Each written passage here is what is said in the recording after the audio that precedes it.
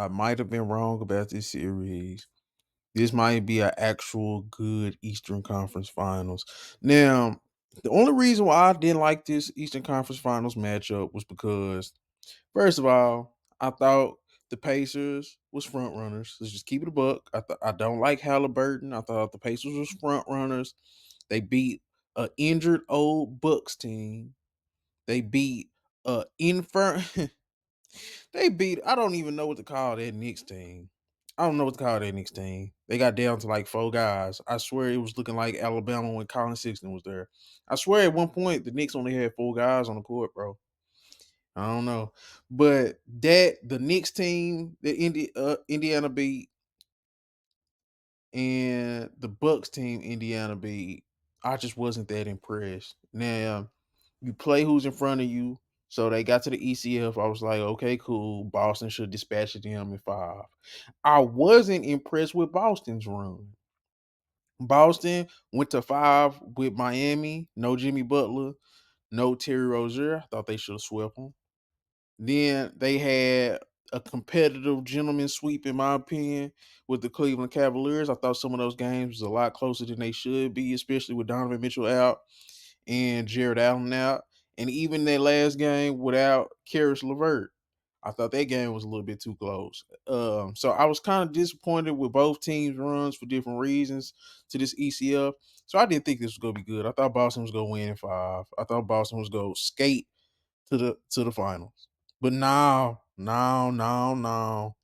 I just watched game 1 because I'll be working at night, so I catch the games after they already aired. I caught the first half. I caught the first half. I caught the first half. I thought Boston was finna run away with it, and of course they didn't because I don't know.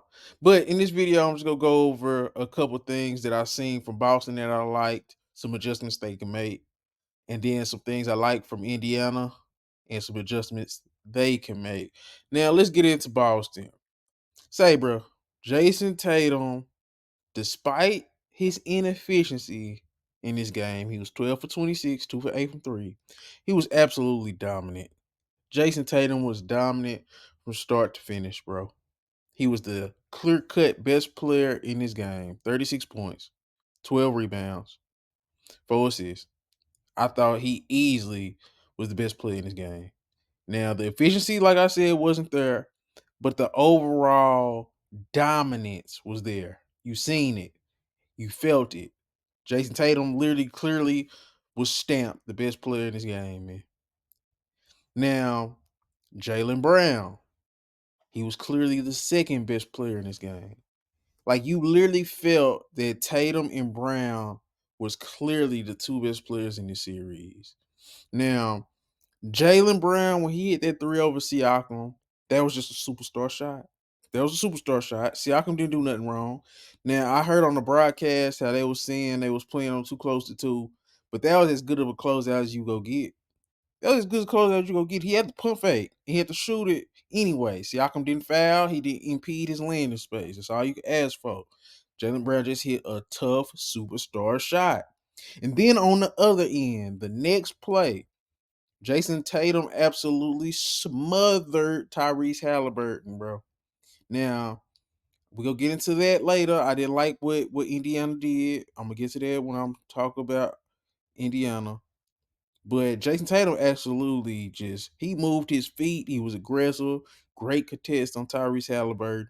I loved how Jason Tatum stepped up on defense after the big Jaylen Brown shot. Then in overtime, Jason Tatum had 10 points in that overtime. He had 10 points. So I honestly felt like Jason Tatum and Jaylen Brown clearly put their stamp on the game and were the best 2 players in this game overall. So that's one thing that I did learn from game 1. It's clear cut. We knew coming in. Tatum and Brown clearly the best 2 players in this series, and they have to continue to play like it. Some adjustments that I would like to see the Celtics make. Man, no more solo Jaylen Brown, Jason Tatum minutes, bro. They looked it horrible.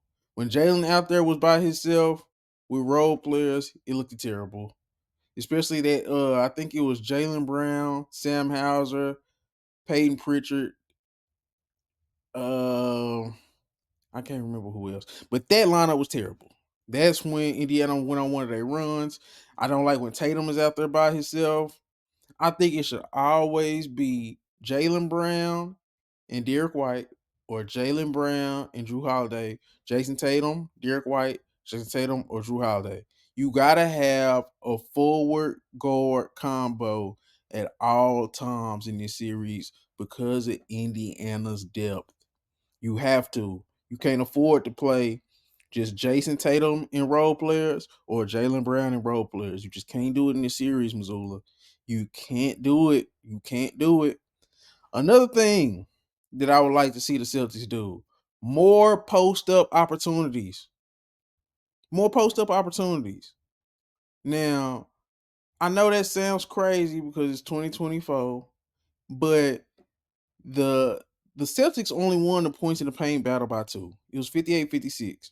There's no way with the size of Boston Celtics, especially like on the perimeter, those small guys for Indiana, they should be getting post up all day. Y'all seen what happened when Jaylen Brown got Halliburton on him. You seen what happened when Drew Holiday had Halliburton on him.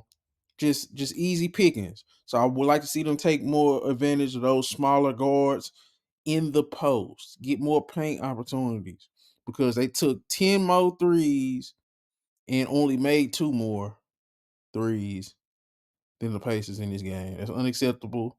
You're going to have to pound that rock in the paint, Celtics. That's what the advantage is, in my opinion. Now, go to the Indiana Pacers. I completely and utterly disrespect the Indiana Pacers this whole run. I really did. Don't like Tyrese Halliburton, still don't. Think he a front runner. I really do. But I give respect where respect is due. Now, the Pacers have a hidden superstar. Like Siakam did his thing, Turner did his thing, Halliburton, they did their thing. They all had over 20 points, and they did what you needed them to do. But the superstar for the Indiana Pacers is the bench, bro. The Indiana Pacers bench in itself is a superstar. It's a superstar. And during the season, the Pacers had the number one scoring bench, 47 points a game. And today, well, yesterday, I watched the game today, but yesterday, the Pacers bench outscored the Celtics bench 30-13. It's like having a whole nother superstar. They got 30 points from their bench in the Eastern Conference Finals. They played 8 guys over 15 minutes. Boston only played 6. Boston only played 6. And they made most of their runs when they had bench guys in. When Celtics had bench guys in and they had bench guys in, that's when the Pacers was able to go on their runs. You seen what Miles Turner did to Cornette. You seen what Miles Turner did to Cornette. That's all I'm gonna have to say. The bench for the Indiana Pacers in itself is a superstar. So you have to account for that. I think Rick Carlisle is a genius, especially the way he's utilizing his depth. That depth in bench in itself is accounting for the same production as a superstar. Don't let that go over y'all heads. Don't let that go over y'all heads. Indiana Pacers, they bench is a superstar. The depth is a superstar. And it's being weaponized in a amazingly great way. So I think that's pretty cool. And I ain't never seen nobody weaponize a bench in playoff basketball. We all know it's like a strict 7 to 8 man rotation. And I think Rick Carlisle has done a great job of turning that on his head. Now some adjustments I do want to see. Go Cook Horford on switches more. Like they did it, but I think they need to do it even more in game 2. Like Nimhard got some middies on him. Halliburton got that 3 on him. And I think Carlisle should have went to Nimhard because he had Horford on him in that closing minutes instead of just letting Halliburton just dribble it out, even though that was some pressure defense and it wasn't a lot of time. But I think you could have went to you. He should have just swung it to Nimhard, let him cook out Horford, and I would live with that because Nimhard throughout the season and throughout the playoffs, he's hit some clutch shots. Now, I would like to see Isaiah Jackson get more minutes. That block he had on Jason Tatum, I really liked how he can play 1 through 5 at 6'9" at center. He's bouncy and he's very switchable. And he only played 4 minutes, but he got a block on that Tatum jump shot. So I would like to see Isaiah Jackson more. And I do not want to see the 3 guard combos as much. Quit putting 3 guards out there. I don't want to see Halliburton, Neesmith, and McConnell out there. I don't want to see Halliburton, Neesmith, and Nembhard out there a lot. Like, switch it up. Throw some Ben Shepherd in there. Throw some Toppin in there. Throw some Isaiah Jackson in there. But I just 2 guards, man. Just 2 guards. Possibly you can get away with it with Neesmith, but I just 2 guards, please. Start throwing them big wings in there. Throw Isaiah Jackson in that rotation, because if the Celtics was smart, like I said earlier, they could take advantage of that. They didn't do it as much in game 1, but they should do it more in game 2. Now, overall thoughts on the series now that I watched game 1. Say, man, this has the potential to be a dogfight. And if it goes deeper in the series, I think the Pacers will have a better chance. If it goes 6 or 7, the Pacers have a better chance because the depth could overwhelm them. The pace could overwhelm them. And I think that's Rick Carlisle's plan. Keep playing guys. They played 10 guys. They played 8 over 15 minutes. Celtics only played 8 guys. They only played 6 guys over 15 minutes. So over the course of a series, I think that the Pacers could wear them out, and I think Boston should try to get them out of there as soon as possible. I still think Boston could win in 5 games, but now I think this is the Eastern Conference Finals we didn't know we needed, and I'm enjoying it. I thought it was gonna be bad, but it looked good. First game went to overtime, and I'm actually excited for game 2 of the Eastern Conference Finals. Let me know how y'all feel about the Eastern Conference Finals now that we seen game 1. This your boy Diddy Noseball. Please make sure you like, comment, subscribe. I'm out.